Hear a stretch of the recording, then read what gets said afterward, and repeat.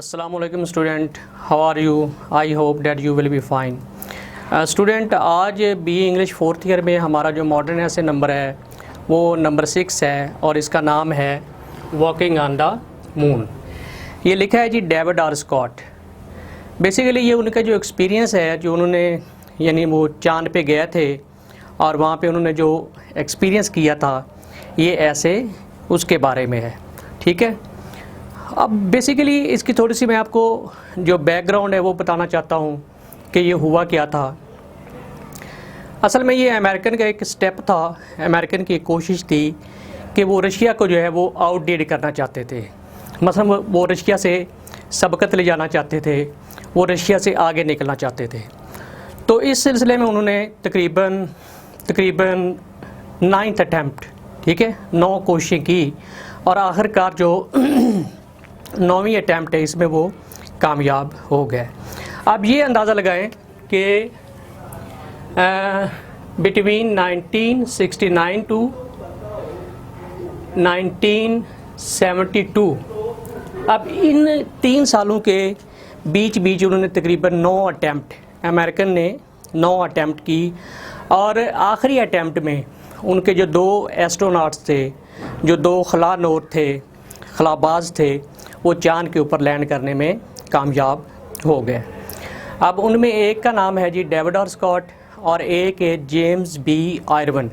ये दोनों जो हैं ये वो बंदे थे जो चांद की सतह के ऊपर, चांद की सरफेस के ऊपर लैंड करने में कामयाब हो गए थे।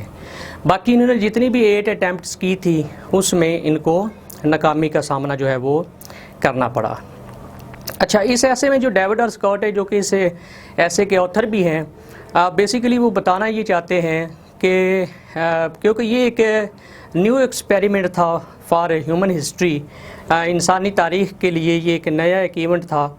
तो वहाँ पे जो उन्होंने एक्सपेरिमेंट किए थे, वहाँ पे उन्होंने जो तजर्बात किए थे उनको बयान करना, इस ऐसे लिखने का मतलब जो है ना वो डेविड आर स्कॉट का ये था कि उन एक्सपीरियंस को आवाम के साथ, पब्लिक के साथ जो है वो शेयर किया जाए कि किस तरह वो चांद पे उतरने से पहले उन्होंने किस तरह वो चांद के गिर्द जो रेवोल्यूशन लिए, चक्कर लगाए और आखिरकार वो चांद की एक फिक्स्ड अपॉइंटेड जगह के ऊपर जहाँ पे उन्होंने लैंड करना था वो बड़े सक्सेसफुली लैंड कर गए। और वहाँ पे किस तरह जो है वो चले, वहाँ पे अपने साथ जो रोवर ले गए थे, जो बैटरी ऑपरेटेड जीप थी वो ले गए थे, वो वहाँ उसकी मूवमेंट क्या थी और वहाँ की जो डस्ट थी वो किस कलर की थी और उसकी जो स्मेल है वो किस कलर की थी। तो बेसिकली उन्होंने ये चीज़ें जो है ना वो एक्सपीरियंस ये जो किए थे ये दुनिया के साथ, वर्ल्ड के साथ शेयर करने थे। लिहाजा उन्हें अब ये देखें कि इसमें एक प्रॉब्लम उनके लिए ये आया। प्रॉब्लम क्या था जी कि एक ऐसी चीज़ को डिस्क्राइब करना बिल्कुल जो कि इन ह्यूमन हिस्ट्री में एक न्यू हो, that is something like new and totally new, एक नए तजर्बे को बयान करना। यानी आज से पहले, उनसे पहले कोई इंसान जो है ना वो चांद पे गया ही नहीं था, तो इंसान को पता कैसे होगा कि चांद पे कैसे चला कैसे जाता है, ठीक है ना। चांद के ऊपर जो ग्रेविटेशनल पुल है वो तो ज़मीन का जो है वो 1/6 रह जाती है, तो वहाँ पे मूव कैसे किया जाता है, वहाँ पे जो है वो जो उनकी बैटरी ऑपरेटेड जीप है वो कैसे चली और वहाँ की जो डस्ट की स्मेल कैसी थी, यानी मून डस्ट जो थी उसकी स्मेल कैसी थी। और वहाँ पे जो है वो दूसरी जो एक्सपेरिमेंट उन्होंने वहाँ पे जो स्टोन्स जो इकट्ठे किए थे, वहाँ पे गॉर्जस को डिग किया था, उनका एक्सपीरियंस जो है वो आवाम के साथ शेयर करना था। तो बेसिकली ये एक न्यू एक्सपीरियंस था, ह्यूमन हिस्ट्री में ये एक नया एक्सपीरियंस है। अब अगर कोई ये बताता कि चांद की डस्ट ऐसे है, अगर डेविड आर स्कॉट बताता कि उसका जो है वो ये इस तरह की थी, तो हो सकता है कि जो आवाम है, जो लोग हैं, जो ख़ुद अमेरिकन हैं, उनको समझ में ना आए। ठीक है, अगर वो कहता कि वहाँ पे जो जीप है वो इस तरह हमारी चलती थी जिस तरह ज़मीन पे चलती है, तो हो सकता है कि वहाँ पे समझ ना आए। तो ये बेसिकली ये जो ऐसे है ये डिस्क्राइब करना, इसका मतलब ये था कि एक फ़िज़िकल सेंसेशन वो होती है जो हम जो है वो ज़मीन के ऊपर करते हैं, मतलब ये है कि मैं एक चीज़ के पास खड़ा हुआ हूँ, किसी वादी में से गुज़र रहा हूँ, तो उसकी मुझे फ़िज़िकल सेंसेशन हो रही है क्योंकि मैं उस चीज़ को एक्सपीरियंस कर रहा हूँ। तो कमोबेश तकरीबन तमाम लोग जो हैं दुनिया के जो हैं वो किसी न किसी वादी में से गुज़रे होंगे और उन्होंने फ़िज़िकल सेंसेशन भी की थी, लिहाजा उसको अंडरस्टैंड करना जो है ना वो ईज़ी है। लेकिन अगर मैं ये कहूँ कि मैं चाँद पे गया था और वहाँ पे जो है हम उछल उछल के चलते थे, तो ये फ़िज़िकल सेंसेशन मैंने तो की थी क्योंकि मैं चाँद पे गया था, या डेविड और स्कॉट जो है ना उनकी ये बात है कि वो चाँद पे गए थे। लेकिन जो वर्ल्डली पीपल हैं उनके लिए अंडरस्टैंड करना ये थोड़ा सा मुश्किल होगा कि मतलब उछलने से क्या मतलब है जी, हॉप करके वो चलते थे, कैसे ऐसे चलते थे जैसे हम ज़मीन पे उछल उछल के चलते हैं, हालांकि ऐसा बिल्कुल नहीं था। ज़मीन पे उछलना कुछ और मायने रखता है और चाँद के ऊपर जो चलना है वो कुछ और किस्म के मायने रखता है। तो लिहाजा ये सारा ऐसे जो है ना ये फ़िज़िकल सेंसेशन को डिस्क्राइब करना है, यानी जो एक्सपेरिमेंट उन्होंने वहाँ पे किए थे उन एक्सपेरिमेंट को जो है वो डिस्क्राइब करना है। अब डेविड और स्कॉट कहते हैं कि हमने फिर यूँ किया कि हमने उन चीज़ों का सहारा लिया with which the humans were familiar on the अर्थ, यानी वो एक्सपीरियंस जिनके साथ जो है वो इंसान जो है वो ज़मीन के ऊपर फेमिलियर थे। मतलब ये है कि जब कहता है कि जब हम चाँद पे मूव करते थे तो हम जंप ले के चलते थे क्योंकि वहाँ पे जो ग्रेविटेशनल पुल है that is 1/6 of the earth, यानी वो ज़मीन का जो है 1/6 जो है वो रह जाता है। तो वहाँ पे वो हॉपिंग करते थे, उछल उछल के चलते थे। तो कैसे चलते थे उसने आगे फिर ये एक सिमिलरिटी क्रिएट की है, सिमिलर एक एग्जांपल दी है। वो एग्जांपल क्या है, कहता है जी कि ऐसे ही चलते थे जैसे आम इंसान जो है ना ज़मीन के ऊपर ट्रैम्पोलिन के ऊपर जो है वो चलता है। यानी जब इंसान ट्रैम्पोलिन के ऊपर चलता है तो वो नॉर्मल तरीके से नहीं चल सकता, लिहाजा उसे जो है ना वो उछलना पड़ता है, ठीक है ना, उछल के आगे बढ़ना पड़ता है। तो same is the case on the moon, चाँद के ऊपर भी बिल्कुल ऐसी है। तो आम जो इंसान है, आदमी जो है वो फिर इसकी परसेप्शन कर लेता है कि हाँ तकरीबन इस तरह की उनकी हरकत जो है वो चाँद के ऊपर हुई होंगी। अच्छा, बेसिकली ये थोड़ा सा इंट्रोडक्शन देने का मेरा ये था कि आप थोड़ा सा इन चीज़ों को सी कर लें, पहले देख लें कि हमने ये चीज़ें जो हैं वो डिस्क्राइब करनी है इस ऐसे के अंदर। डेविड और स्कॉट ने इन्हीं चीज़ों के ऊपर जो है वो अपना फोकस रखा हुआ है। ठीक है जी, तो शुरू करते हैं। इसके जो पॉइंट इंपॉर्टेंट पॉइंट्स हैं और जो इसके ऊपर क्वेश्चन स्टूडेंट जहाँ तक क्वेश्चन का ताल्लुक है तो इसके ऊपर मेरा नहीं ख्याल कि कोई इंपॉर्टेंट क्वेश्चन हो सकता है rather than to explain and narrate the experiences of the astronauts which they did on the surface of the moon, कि सिर्फ उनके जो तजर्बात थे, जो चाँद की सतह के ऊपर उनके एक्सपीरियंसेस थे, उनको बयान करना होगा। और मेरा नहीं ख्याल कि इसके ऊपर कोई क्वेश्चन इतना जो है ना वो ख़ास बन सकता है। तो आपने जो है वो असाइनमेंट तैयार करते हुए इस चीज़ का बड़ा ख्याल रखना है कि आपने भी फोकस जो है वो जो डेविड और स्कॉट और जेम्स बी आयरविन के जो एक्सपीरियंसेस थे ना, experiences over the surface of the moon, तो आपने भी उनके ही ख्याल रखना है। तो शुरू करते हैं। इसके में तकरीबन कमोबेश मैंने डिस्क्राइब तो सारा कर दिया है, लेकिन अब इसके जो इम्पोर्टेंट चीज़ें हैं वो भी मैं आपको साथ साथ बता देता हूँ। ये ऊपर से मैं थोड़ा सा रेज़ कर लेता हूँ ताकि जो है वो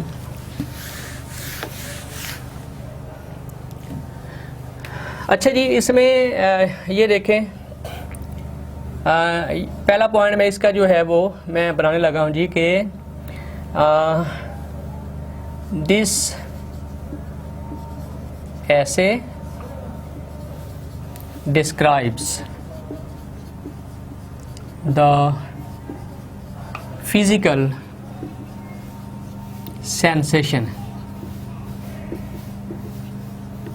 ऑफ द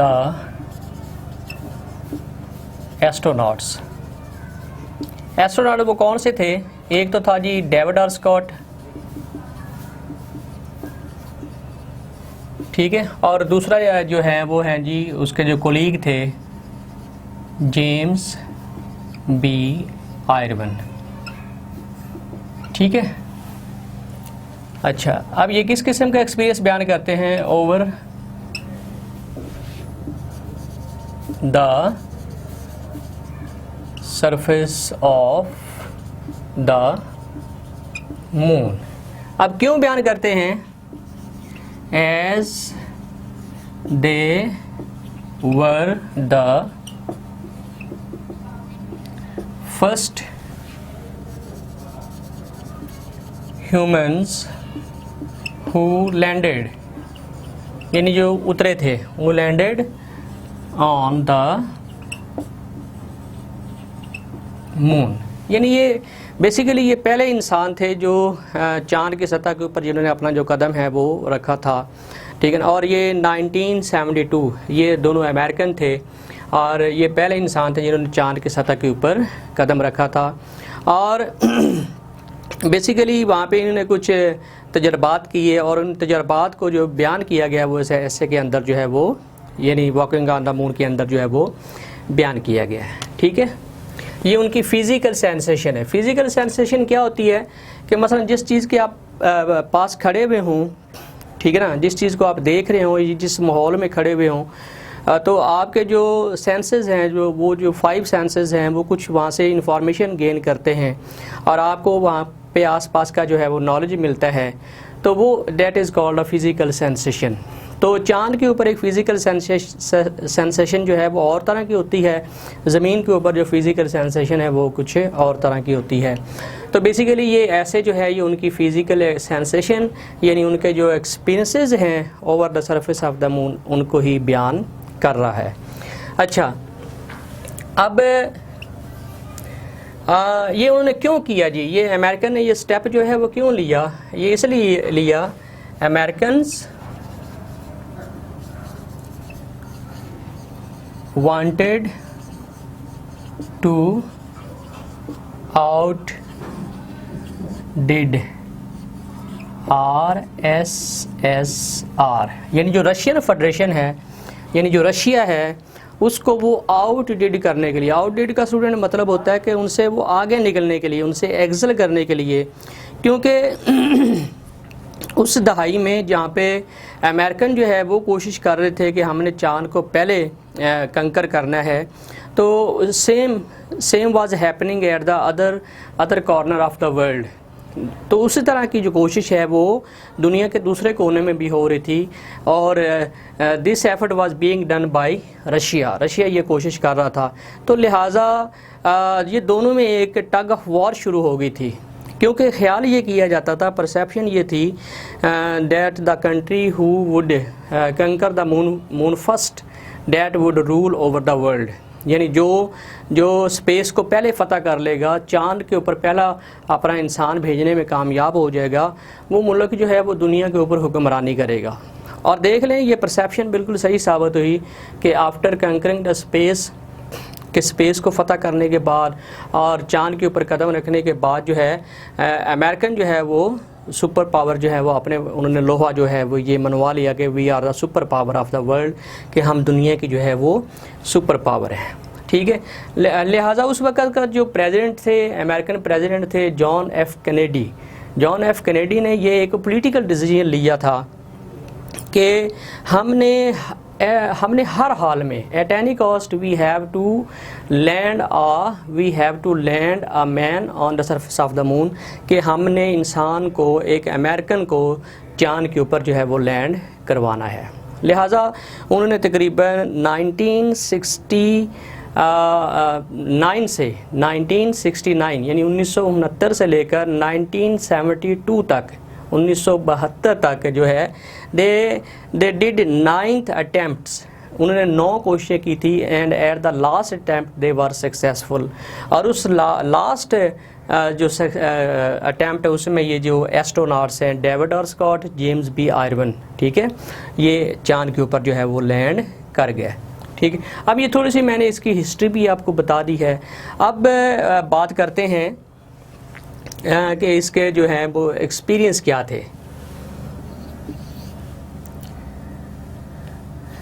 इन दिस ऐसे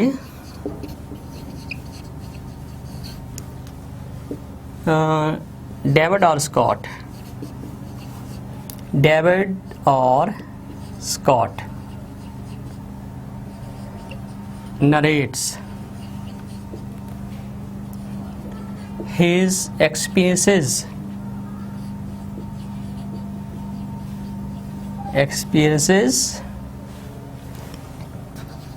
on the surface of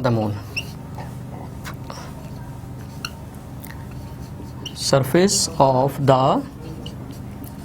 moon, यानी वो अपने जो तजर्बात हैं, अपने जो एक्सपीरियंसेस हैं, उनको वो बयान करता है। अच्छा, ये एक्सपीरियंसेस क्या थे?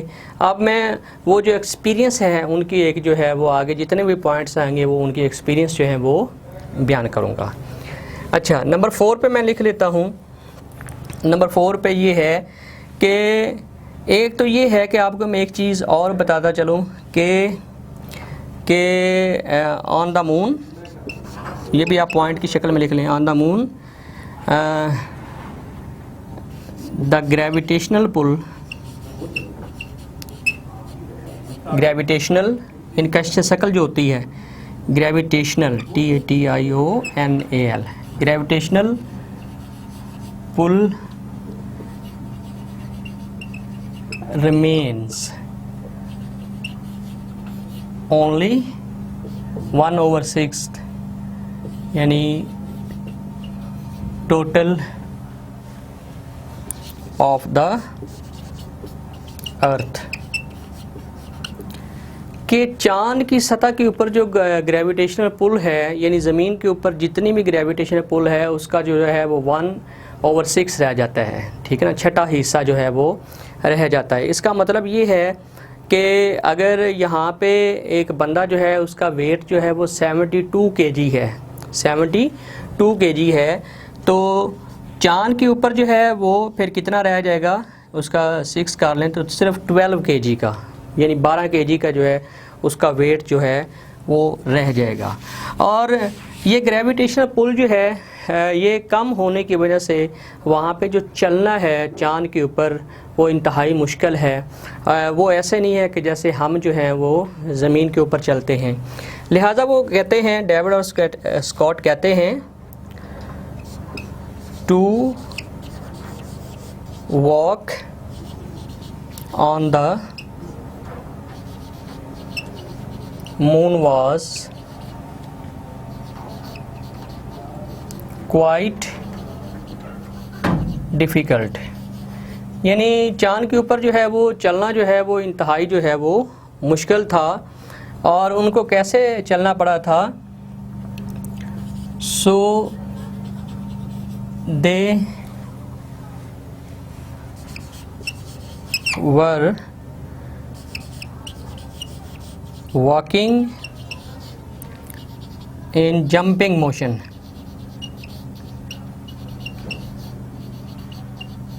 यानी वो उछल उछल के चल रहे थे।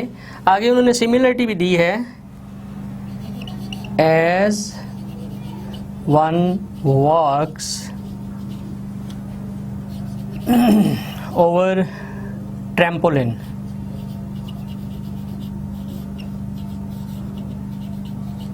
यानी जिस तरह एक इंसान जो है ट्रैम्पोलिन के ऊपर चलता है, इसी तरह जो है वो ये जो है चांद की सतह के ऊपर जो है वो जंपिंग मोशन के साथ जो है वो चल रहे थे। और that was happening due to the less gravitational pull, और ये इसलिए हो रहा था कि चांद के ऊपर जो है वो कश्य शक्ल जो होती है, यानी अपनी तरफ खींचने की जो कुव्वत होती है, वो ज़मीन का 1/6 जो है वो रह जाता है। अच्छा, इसके बाद क्या है जी, और कौन से उन्होंने एक्सपीरियंस किए थे? अच्छा, एक उन्होंने ये भी चीज़ बताई है कि वो चल तो पड़ते थे, लेकिन चलने के लिए और रुकने के लिए they had to use extra force. ठीक है,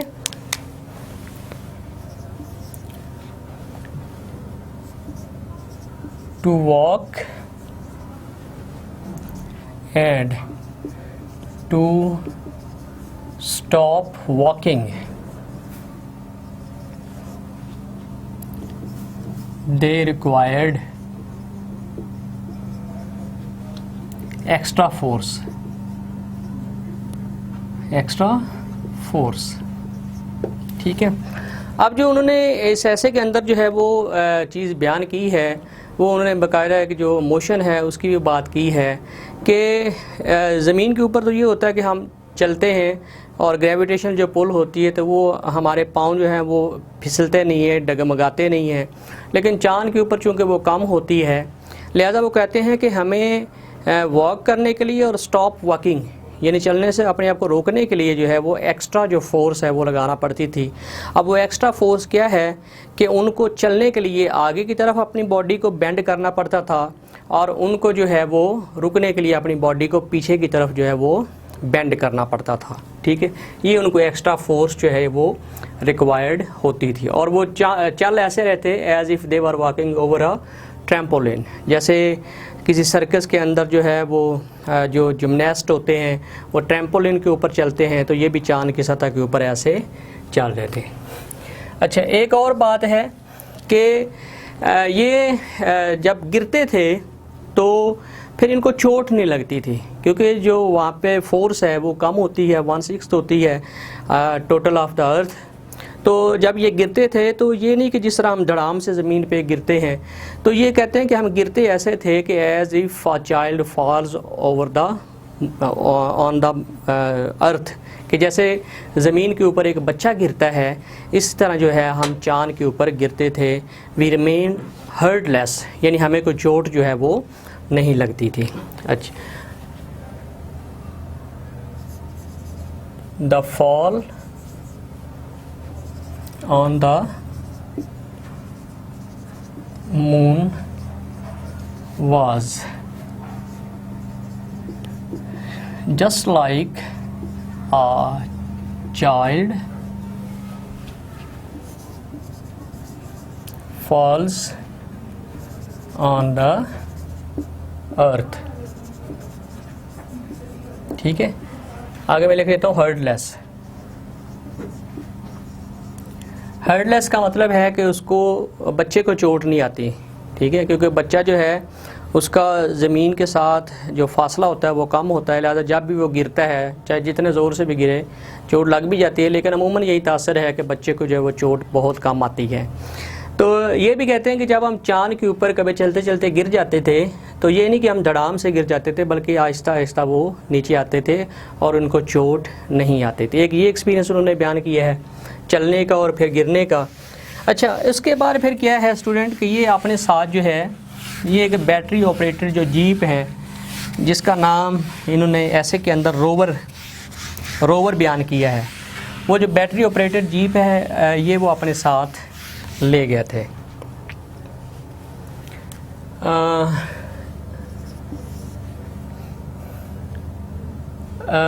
to drive rover to steer कर लें, स्टीयर, क्योंकि शिप जो होता है वो ड्राइव नहीं होता बल्कि वो स्टीयर होता है। Just like to steer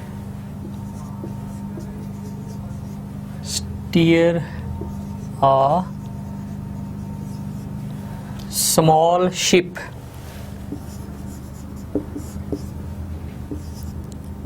on the empty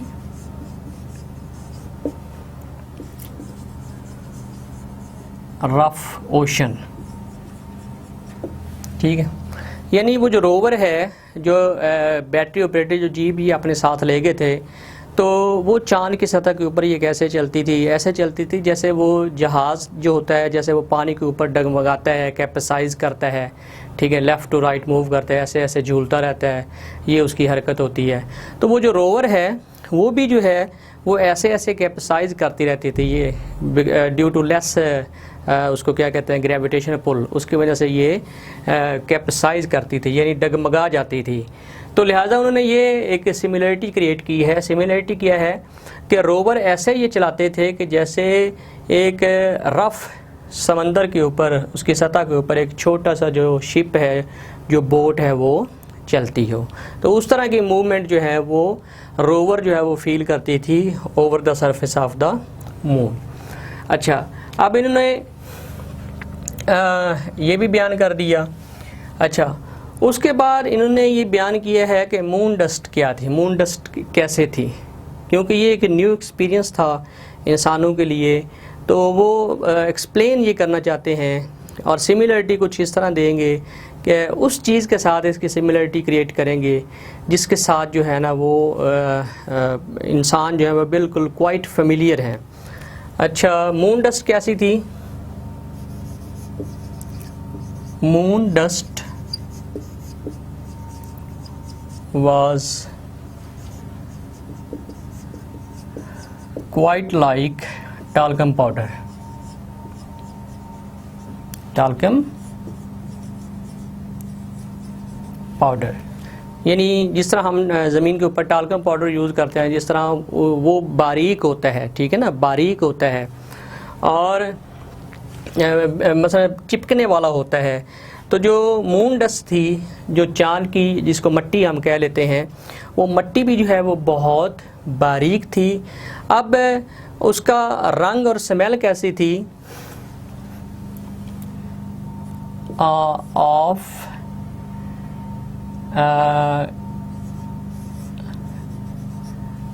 gun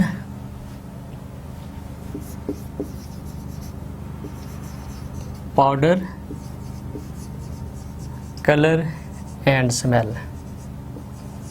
ठीक है, जिसका जो रंग था या उसका जो स्मेल थी वो बिल्कुल ऐसी समझ ली जैसे गन पाउडर। और ये उन्हें कैसे, जब वो वापस आते थे और अपना स्पेस सूट जो है वो चांद गाड़ी के अंदर, उस फैल्कन के अंदर बैठ के, ल्यूनर मॉड्यूल के अंदर बैठ के वो अपना स्पेस सूट कहते हैं हम उतारते थे ना, तो हमें एक बड़ी अजीब सी जो जिस तरह ये बारूद की स्मेल आती है तो ये स्मेल आती थी। ठीक है, तो हमने क्या देखा कि वो जो मून डस्ट है ना वो हमारे स्पेस सूट के साथ चिपक जाती थी, और जब ये चिपक जाती थी तो it was very difficult to dust it off, यानी इसको हटाना जो है वो बहुत ही मुश्किल होता था। और ये बिल्कुल जस्ट लाइक टाल्कम पाउडर की तरह थी, और इसका स्मेल और कलर ऐसे ही था जैसे गन पाउडर होता है, जैसे बारूद होता है। अच्छा, अब ये उन्होंने वहाँ पे एक्सपीरियंसेस किए हैं।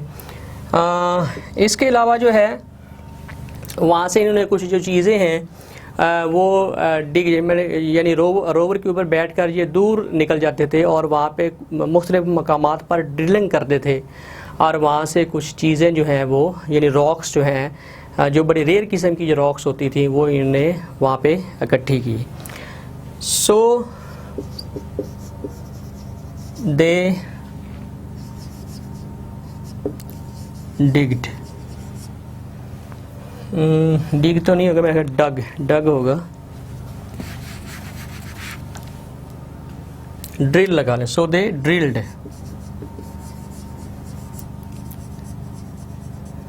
Many parts of the moon and collected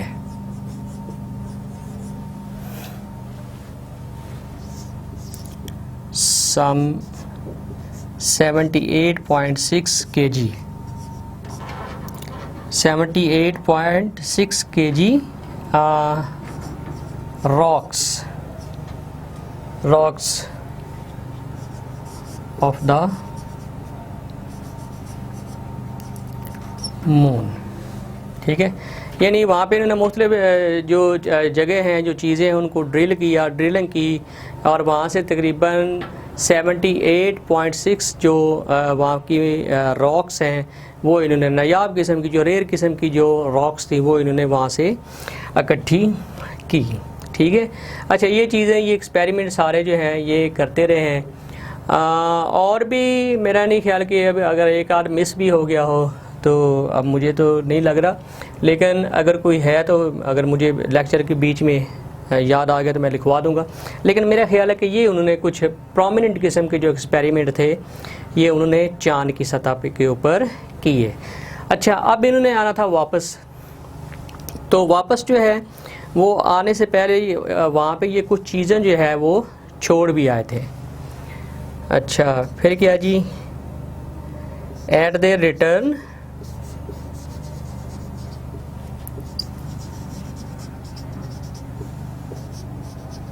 they left certain objects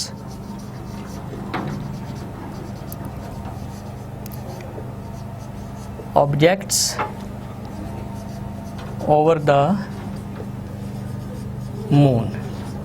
यानी वापस आने से पहले इन्होंने कई किस्म की जो ऑब्जेक्ट्स थे, जो चीज़ें थी, वो चांद के ऊपर जो है वो छोड़ी थी। अब वो कौन सी चीज़ें हैं? उसमें एक तो था जी क्लोवर फैदर था, ठीक है ना, क्लोवर था, सॉरी, एक क्लोवर था, और एक था ईगल फैदर, और एक जो है वो बाइबल को उन्होंने वहाँ पे छोड़ा, और एक जो है ये अमेरिकन फ्लैग, ठीक है, और एक एस्ट्रोनॉट्स जो स्पेस सूट में था वो उन्होंने वहाँ पे छोड़ा, और जो है बाइबल को वहाँ पे छोड़ा है, और एक एल्युमिनियम प्लेट थी वो वहाँ पे, जिसके ऊपर मिशन की डेट, अराइवल की डेट और वापसी की डेट जो है वो लिखी हुई थी, और उसके साथ एक मेटल प्लेट थी, उनके ऊपर उन शोहदा के नाम लिखे हुए थे जिन्होंने इस मिशन के अंदर, वो रशिया के भी कुछ लोग शामिल थे और कुछ अमेरिकन भी शामिल थे, उन जो इस मिशन में जिनकी डेथ हो गई थी, यानी जो मार्टायर्ड हो गए थे, शहीद हो गए थे, उन लोगों के नाम इन्होंने जो है वो उस प्लेट के ऊपर जो है वो लिखे हुए थे। तो ये वहाँ पे ये चीज़ें छोड़ के वापस आ गए। अच्छा, अब ये जब वापस आए हैं और उसके बाद जो है वो डेविड और स्कॉट जो है उसको बड़ा फेम मिल गया, और जगह जगह पे उसके जो है वो इंटरव्यूज़ और बड़ा मसला उसको एक अप्रिशिएट किया गया। तो कहते हैं कि अब भी मैं जब नासा के स्पेस स्टेशन से बाहर आता हूँ और मैं गाड़ी में बैठा होता हूँ, तो जब मैं चाँद की तरफ देखता हूँ तो एक नॉस्टैल्जिक जो टच है वो मुझे मिलता है।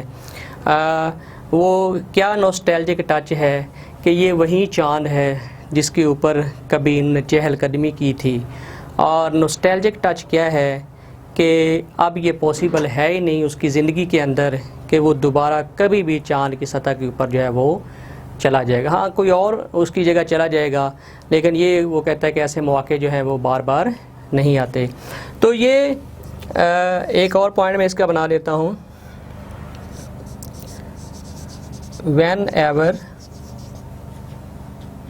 David sees to the moon, he becomes nostalgic.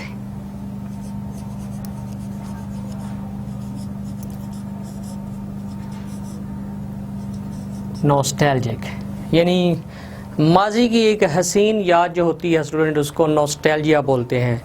तो ये भी उसके लिए माजी की एक हसीन याद है। और दुनिया के ऊपर हम जब कोई काम करते हैं तो हमें ये उम्मीद होती है कि शायद दोबारा हमें चांस मिल जाए, लेकिन एक स्पेशल मिशन और ऐसा मिशन कि जिसके ऊपर जो है वो $1 ट्रिलियन के हिसाब से ख़र्च आता हो, तो ये उसके भी ज़हन में ये बात है कि अपनी ज़िंदगी में वो दोबारा जो है वो चाँद की सतह के ऊपर कदम नहीं रख सकेगा, लिहाजा वो नॉस्टैल्जिक हो जाता है। तो स्टूडेंट, इसके ऊपर जो फेमस क्वेश्चन है वो भी यही बनेगा कि इसके जो डेविड और स्कॉट और जेम्स बी आयरवन के एक्सपीरियंसेस हैं उनको नरेट करें। इससे हट के कोई और असाइनमेंट जो है वो बन ही नहीं सकती है इसके ऊपर। तो I hope that you would like this lecture. इजाज़त दीजिए, अल्लाह हाफिज़।